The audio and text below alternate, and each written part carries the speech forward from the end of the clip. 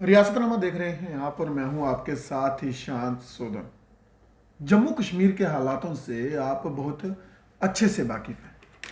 आप सभी लोग जानते हैं कि इस वक्त जम्मू कश्मीर में युवाओं के लिए बर्तन खाली हो चुके हैं। सरकारी बर्तन इस तरह से बर्बाद कर दिया गया है कि युवा निराश हैं, हताश हैं और अपने हकों के लिए एलजी प्रशासन के खिलाफ सड़कों पर हैं। इसके साथ ही सड़कों पर उन्हें हक तो नहीं मिलता, लेकिन जम्मू कश्मीर पुलिस की लाठी जरूर बांधी जाती है। आज इस पूरे विषय पर चर्चा करेंगे। चर्चा करने के लिए हमारे साथ अनिल भारद्वाज हैं, जो कि सोशल एक्टिविस्ट हैं, लोगों के हितों की आवाज़ को बुलंद करते हैं।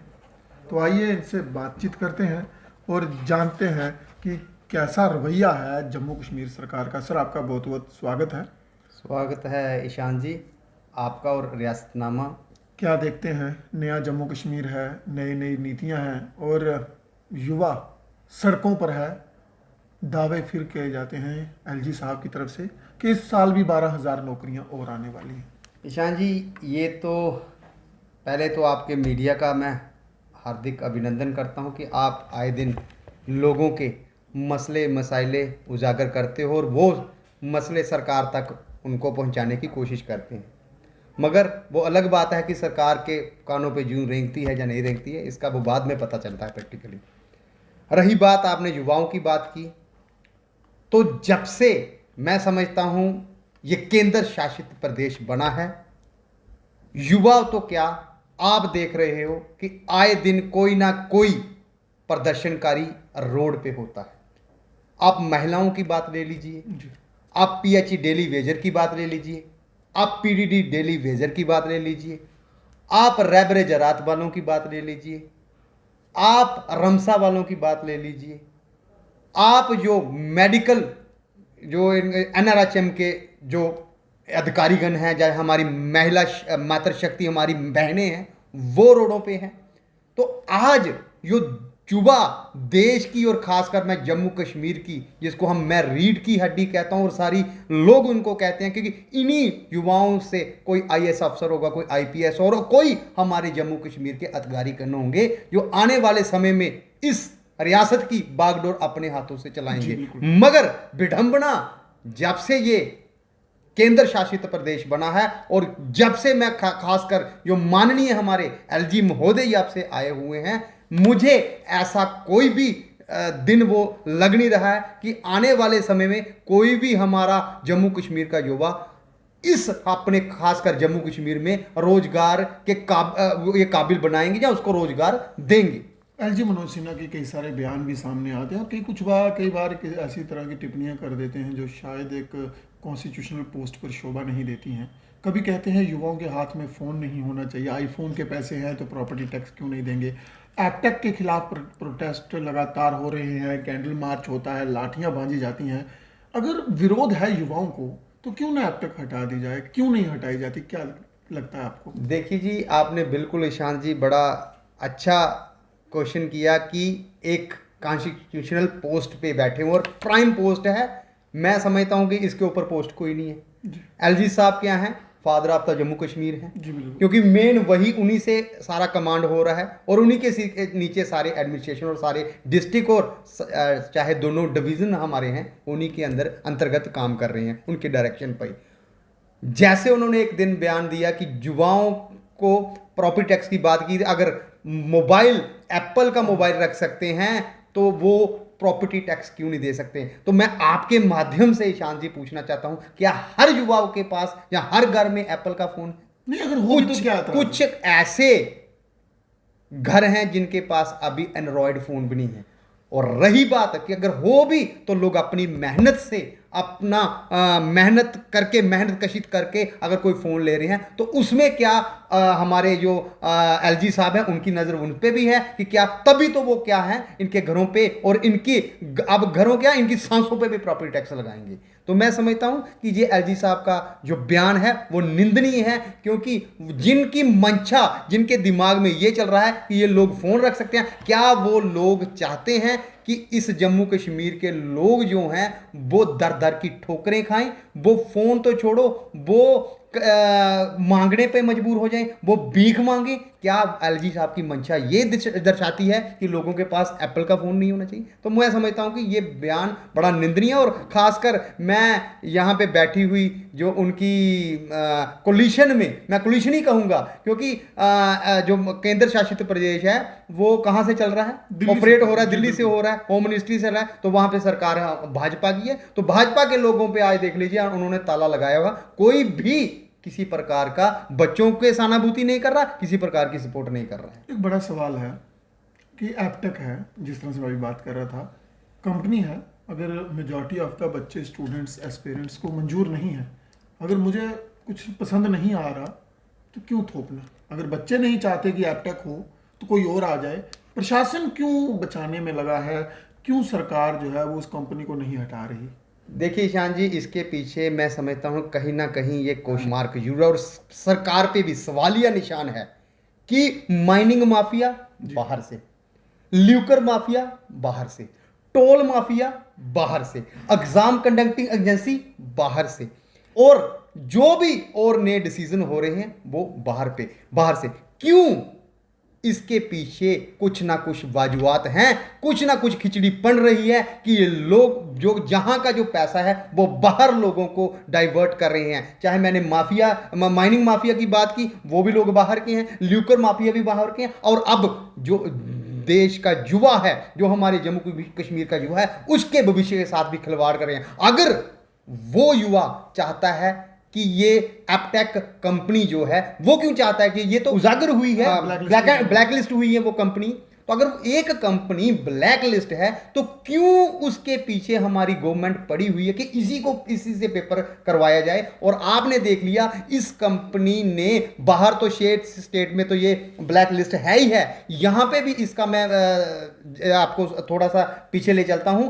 JKPSI का स्कैम हुआ था, उसमें भी यही कंपनी थी। फिर उन्होंने बच्चों ने रिट पिटीशन दायर की, तो उन्होंने क्या किया, दोबारा एग्जाम कंडक्ट किया। क्या बच्चों के साथ इतना खिलवाड़, उनके पास इतना टाइम है, उनका पैसा बर्बाद हो रहा है, उनका टाइम बर्बाद हो रहा है, और युवा जो है पढ़ने के बजाय अब मैं समझता हूं किसी और डायरेक्शन में जाने की वो चेष्टा करेगा। क्या देखते हैं कि जम्मू कश्मीर के लोग, जम्मू कश्मीर का कल्चर, जम्मू कश्मीर के रीति रिवाज और जम्मू कश्मीर का इतिहास एलजी साहब को, एलजी प्रशासन को रास क्यों नहीं आता? क्यों बाहर के लोगों से कंपेयर किया जाता है? क्या जम्मू कश्मीर को मिनी यूपी बिहार बनाने की राह पर? देखिए जी, मैं समझता हूँ कि ये माननीय हमारे प्रधानमंत्री जी ने एक स्लोगन दिया था कि जम्मू कश्मीर को अब हमने हिंदुस्तान के साथ मिला दिया है। तो मैं समझता हूं ये उसी राह पे चलने की कोशिश कर रहे हैं कि यूपी बिहार का कल्चर जो है वो जम्मू कश्मीर में उत्पन्न करेंगे और उसमें ठोकेंगे। आप देख रहे हो कि आए दिन जहां चोरी चकारी हो रही है, आए दिन छोटे छोटे मोबाइल को लेकर बच्चों का अपहरण हो रहा है, तो उनका मर्डर हो रहा है। तो ये कल्चर हमारे जम्मू कश्मीर का नहीं था, ये यूपी का था। और वही एडमिनिस्ट्रेशन आला अधिकारी देख लीजिए, मैक्सिमम गवर्नर साहब ने यूपी से लाए। बड़ा सवाल है, सारे आला अधिकारी बाहर से हैं, जितनी भी मेजर पोस्ट हैं वो बाहर से हैं। और अब सुनने में ये आता है कि श्री माता वैष्णो देवी श्राइन में पुजारी भी बाहर से हैं। क्या देखते हैं कि क्यों जम्मू कश्मीर के लोगों को इकोनॉमिकली, सोशली, मॉरली बैकवर्ड किया जा रहा है? देखिए, ये कहीं ना कहीं ये चाल है। मैं समझता हूँ ये मैं समझता हूँ सीधा का सीधा मैं केंद्र सरकार को इसका जिम्मेवार समझता हूँ। लोग तो कह रहे हैं एलजी साहब किसकी डायरेक्शन पे काम कर रहे हैं? वो होम मिनिस्ट्री के डायरेक्शन पे काम कर रहे हैं। और एलजी साहब भी जो हैं उनका अगर आप पीछा देखिए, वो भी भाजपा के एक अच्छे नेता रहे हैं। तो क्या मैं समझता हूं कि जो सपने भाजपा ने हमारे जम्मू कश्मीर के युवाओं को दिखाए थे, लोगों को दिखाए थे, हमारी मातृशक्ति को दिखाए थे, क्या आज उनका हनन हो रहा है? उनके हितों का हनन किया जा रहा है इस भाजपा द्वारा, इस एलजी सरकार द्वारा। और अगर आज कोई क्वेश्चन पूछता है, उसकी तरफ उंगली करता है, तो उन्हीं को दबाने का सरकार प्रयास करती है। आखिरी सवाल है, जम्मू कश्मीर में भाजपा नेताओं की भूमिका किस तरह से देखते हैं? इन्होंने बड़े प्रदर्शन किए थे, सड़कें घिसा दी थी बैठ बैठ के जब सरकारें दूसरी थी जहां पर, और हर बार एक ही नारा कि आप 70 साल से गुलामी की जंजीरों में थे, अब आज़ादी जो मिली है नई जम्मू कश्मीर को, और भाजपा के नेताओं की भूमिका कैसी? मैं इसका एक इसके साथ एक नया एक जम्मू कश्मीर में फरमान हुआ है थोड़े दिन पहले कि जो एजुकेशन पॉलिसीज़ को ये क्या कर रहे हैं, चेंज कर रहे हैं। जहाँ एक गवर्नमेंट कॉलेज बड़े बड़े खुले थे और हमारा एक बच्चा एडमिशन लेने +2 के बाद एडमिशन लेता था, आज गवर्नमेंट ने क्या किया, उसकी पॉलिसीज को चेंज कर दिया। उन्होंने क्या किया कि +2 के बाद वो क्या करेगा, फॉर्म भरेगा, 1500 रुपया वहां से एटेंगे और वो एंट्रेंस उसका एग्जामिनेशन अगर पास होता है तो वो क्या करेगा, बीए या बीएससी में एडमिशन लेगा। तो मैं समझता हूं ये भी एक तरह का स्कैंडल है। ये भी सीधा सीधा मैं समझता हूं कि प्राइवेट कॉलेजों को सीधा सीधा प्रोत्साहन का फायदा पहुंचाने की एक नीति है। और रही बात जो आपने कहा कि भाजपा की भूमिका कैसे देखते हैं, आपने महाभारत देखा हुआ है? तो महाभारत में जब द्रौपदी जी का चीरहरण हुआ तो तब आपने देखा जितने भी वहां पे आला अधिकारी बैठे थे, मंत्रीगण बैठे थे, हमारे जो महाराज थे वो तो थे ही बेचारे अंधे, मगर सबने अपनी आंखों पे पट्टियां बांधी थी जब माता द्रौपदी जी का चीरहरण हो रहा था। और आज भी मेरे जम्मू कश्मीर का चीरहरण हो रहा है और इसके जिम्मेवार भाजपा वाले लोग हैं। वो भी अपनी आंखों में पट्टियां बांध के देख रहे हैं कि कैसे कैसे युवाओं का चीरहरण हो रहा है, हमारी मातृशक्ति को लाठियों से बांधा जा रहा है। वो वुमेन डे पे बड़े बड़े स्लोगन दे रहे थे, बड़ी बड़ी स्पीचें दे रहे थे, मगर एक तरफ हमारी मातृशक्ति पे लाठियां बरसाई जा रही थी। तो ये वही चीरहरण आज हमारे पूरे जम्मू कश्मीर का कर रहे हैं। तो मैं आपके माध्यम से आम जनता को ये आह्वान करता हूं कि पार्टी पॉलिटिक्स से ऊपर उठ के एक मंच पे खड़े होके इस युवा विरोधी, इस व्यापारी विरोधी और इस मातृ विरोधी, इस हमारी नौकरी विरोधी जो सरकार है, इसका पुरजोर विरोध करें और इस सरकार को जड़ से उखाड़ फेंकें। और मैं आपके माध्यम से माननीय होम मिनिस्ट्री से ये दरख्वास्त करता हूं कि जम्मू कश्मीर में जमहूरियत बहाल करें ताकि लोग अपने मसले मिसाले अपने नुमाइंदों को सुना सकें। जय हिंद, जय भारत। इस वक्त आप सुन रहे थे अनिल भारद्वाज जी को, और बहुत ही बड़ी बात इन्होंने कही है कि जिस तरह से महाभारत में एक वाक्य हुआ था, एक घटनाक्रम हुआ था, ठीक उसी तरह के हालात इस वक्त जम्मू कश्मीर में हैं। और जो बड़ी बड़ी बातें करते थे नेता, उन्होंने आंखों पर पट्टियां बांध ली हैं। अब आने वाले समय में देखना ये होगा कि क्या जम्मू कश्मीर को उनके अपने स्थानीय नुमाइंदे मिलेंगे, या फिर जम्मू कश्मीर का economical structure, social structure UP Bihar के स्तर पर लाकर छोड़ दिया जाएगा। एंड्रॉयड भी नहीं होंगे, आपके हाथ में नोकिया 1100 हो तो वो शायद विकास माना जाएगा। आपके बच्चे 12वीं के आगे ना पढ़ पाएं, शायद वो विकास माना जाएगा। और जितना पैसा जम्मू कश्मीर से इकट्ठा होगा, क्योंकि we are always rich in resources, शायद वो विकास माना जाएगा। आज के इस खास इंटरव्यू में बस इतना ही। आप देखते रहे रियासतनामा। धन्यवाद।